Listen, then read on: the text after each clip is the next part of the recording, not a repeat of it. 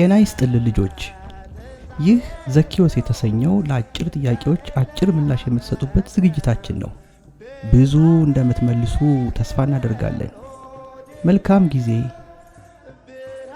ጌታችን ኢየሱስ ክርስቶስ በመቃብር ውስጥ ያደረው ለምን ያህል ጊዜ ነው?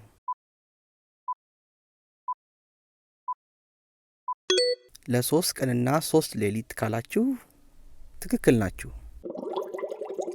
ጌታችን ከሙታን ተለይቶ የተነሳው ከሌሊቱ በስንት ሰዓት ነው? በ6 ሰዓት። እሁድ በማለዳ ወደ ጌታችን መቃብር ቀድማ የመጣችው ሴት ማን ናት?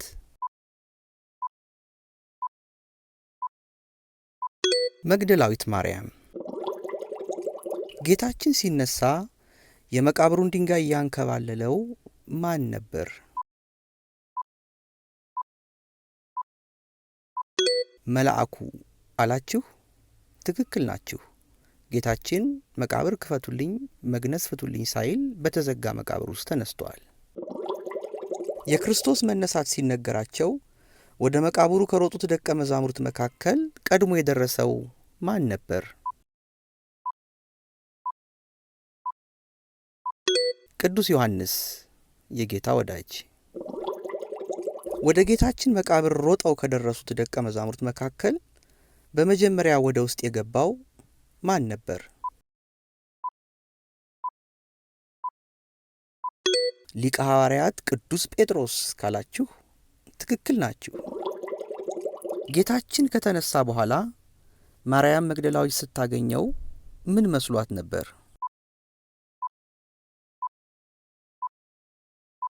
የአትክልት ጠባቂ። ጌታችን ማርያም መግደላዊትን አግኝቶ ማርያም ብሎ ሲጠራት ምን አለችው?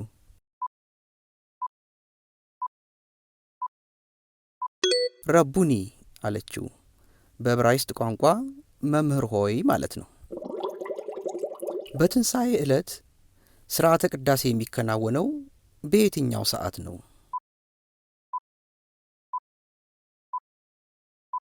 በሌሊት። ጌታችን ኢየሱስ ክርስቶስ በተነሳ ጊዜ የመቃብሩ ጠባቂ ወታደሮች ምን ሆኑ?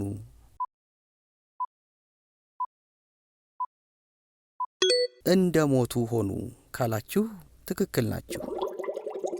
ወደ ጌታችን መቃብር በማለዳ የሄዱ ሴቶች ምን ይዘው ነበር?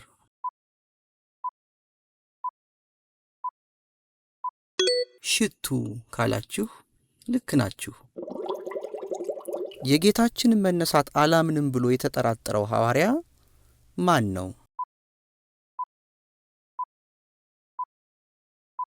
ቶማስ። በኋላ ግን በተወጋ ጎኑ በተቸነከሩ እጆች ውስጥ እጁን አስገብቶ አምኗል። ፋሲካ ማለት ምን ማለት ነው?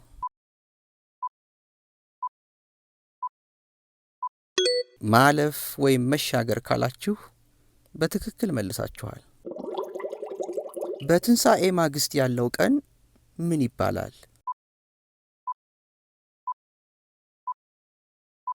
ማዕዶት ካላችሁ ልክ ናችሁ። መሻገር ማለት ነው። ጌታችን እንዴት ተነሳ?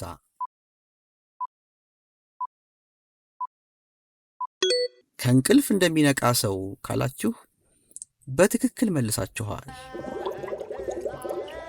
የዛሬው ጥያቄና መልሳችን ይህን ይመስል ነበር። ምን ያህል ጥያቄ መለሳችሁ?